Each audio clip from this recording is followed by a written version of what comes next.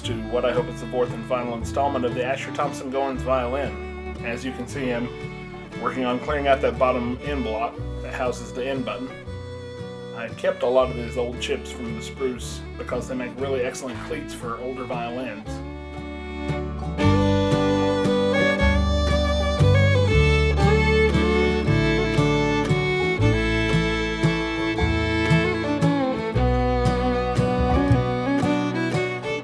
As you can see, I've got still a little ways to go, so let's finish clearing that out, and then I'll glue that up and install the lower block so we'll have something to glue to.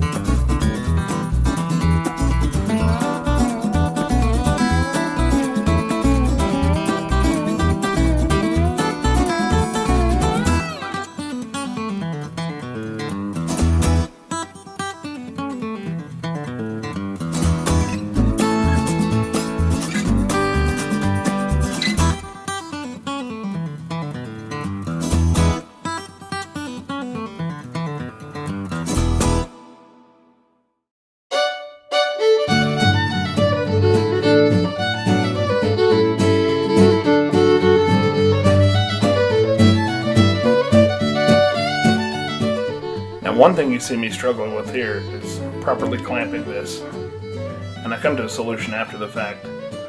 What I should have done was made a cutout in a square piece of wood and clamp that to the block, and even cut a square piece with a curve in it for the lower ribs. And that way I'm clamping with a square instead of having to deal with all these curves, which makes it hard.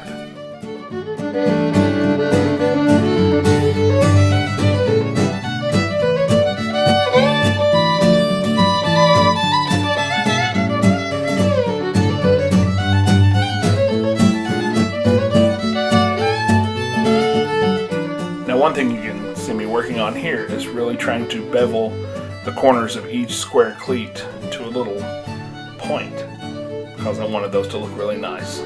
Not that anyone will ever see these ever again, but you never know if someone ends up opening this violin up 100 years later, they'll see my label, and I really would feel bad if they thought that I did shoddy work then, even though I'm just learning. I still took pride in every little scrape I did on the inside of that instrument.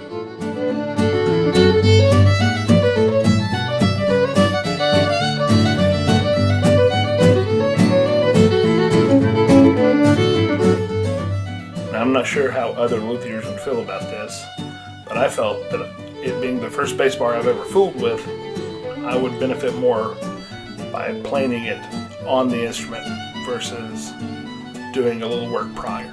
I felt like I could shape it better and really understand the angles of it better on the top, glued in place, versus getting it down a little smaller before I installed it.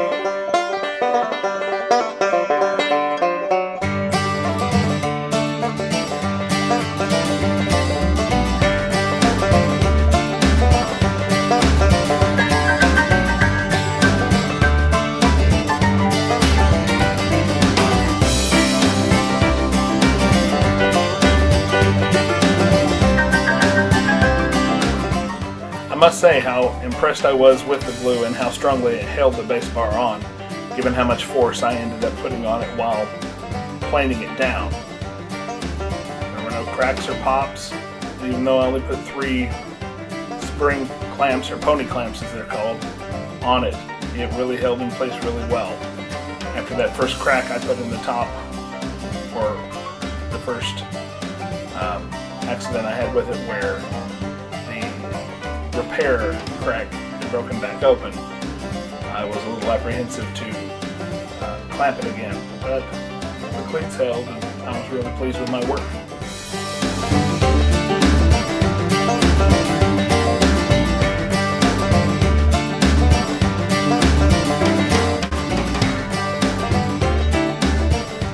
The planes that you see me using on the bass bar, if you notice I'm switching several out, I had just taken the blades off those and sharpened them really well. Those were fairly inexpensive oval planes and square planes that I had bought. The reviews weren't great, but I found when I received them in the mail, some of the blades were actually installed backwards, where they assembled them in the factory, I'm assuming, and it could be a question of when someone received their product, they didn't realize that the plane blade was in fact in backwards.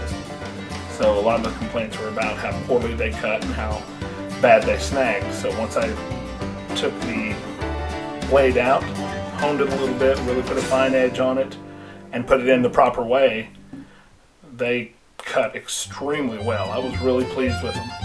I'm actually looking forward to using these again. Planing bass bars and scraping out the inside of the top and planing the inside of the top of gouge marks. I really enjoyed doing that.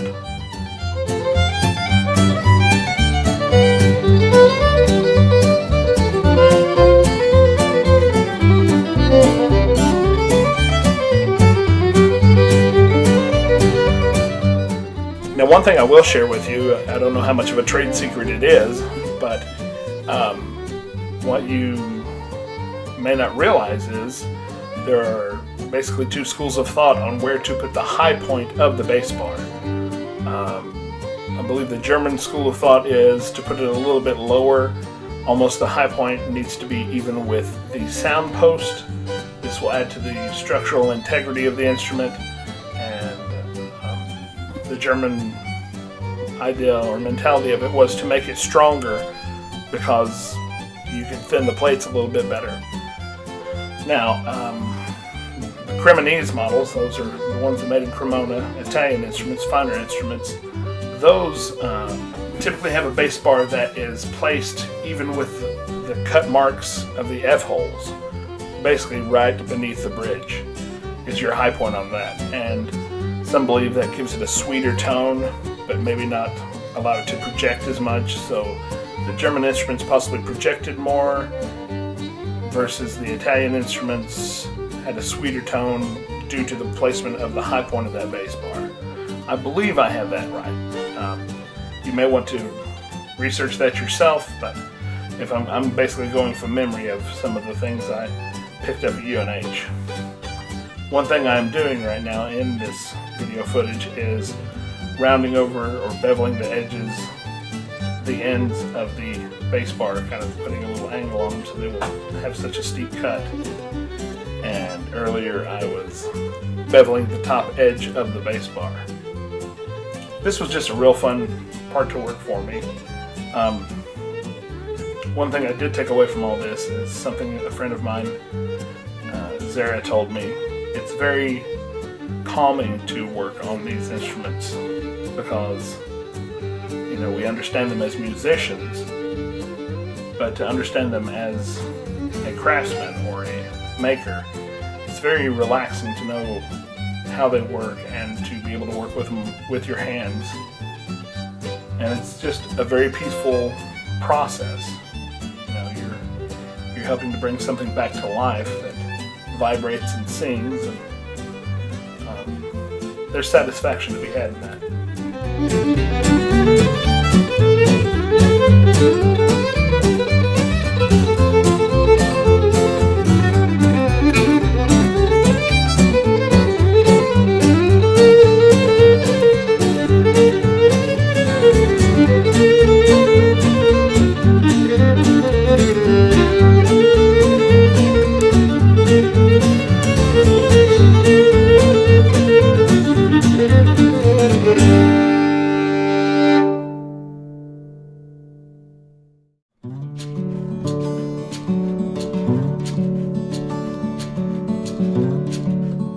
One thing that gave me great satisfaction in this project is knowing that the instrument, even though it wasn't mine or had anything to do with me being a violinist or being a string teacher, I enjoyed the process because I got to be a part of its story. Even though I'm just an in-law, my name is on the inside of that violin, hopefully forever, as long as it exists. And I will be part of its story, even though I'm not related to it, such as my brother-in-law, David Asher. I hope it finds its way through the family tree, on through his son or daughter, and possibly one of their children. I enjoy knowing that I helped give it a little bit longer to live. I hope it gets to continue to sing and do what it was originally designed to do.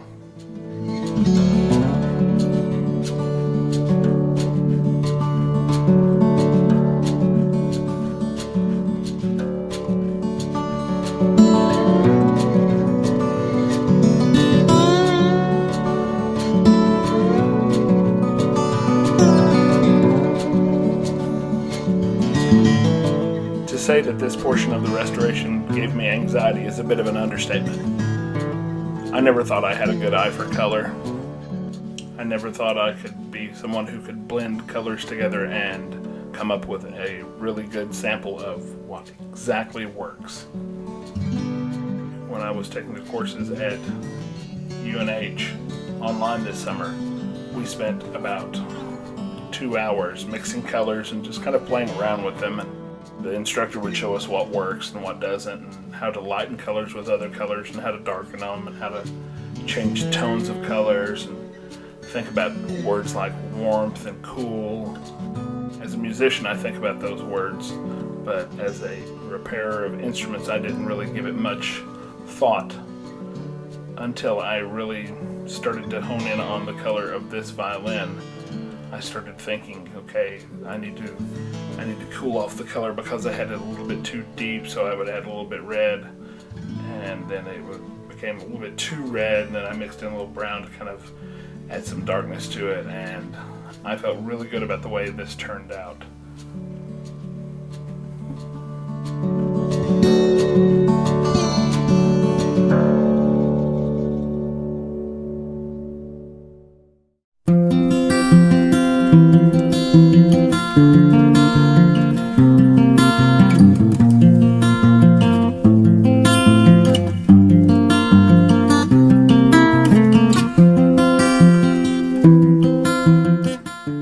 I am aware that you're not supposed to use watercolors on bare wood, and it did darken it a little. But I did take into consideration that this piece would mostly be hidden by the tailpiece that covered it and the strings that stretch from the tailpiece to the bridge.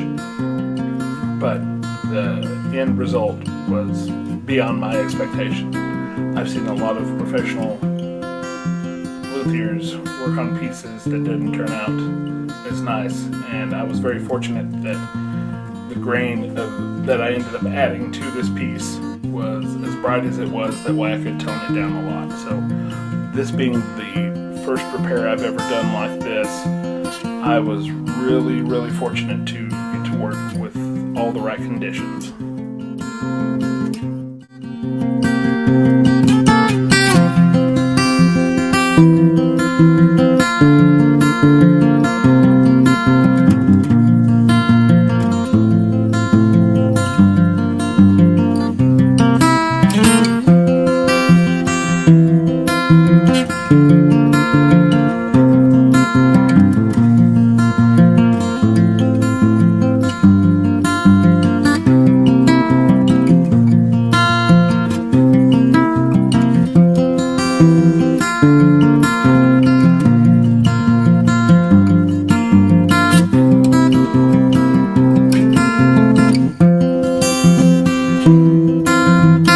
One thing I kept struggling with at this point was considering how the light would react with the grain of the wood once I did put the varnish on it.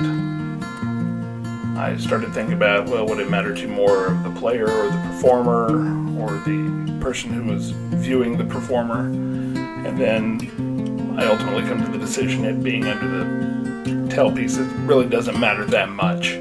But it did give me an an avenue of thinking that I decided I need to start considering when I'm working on these projects, especially if I'm going to be dealing with a blemish that is more outstanding or more obvious in a spot.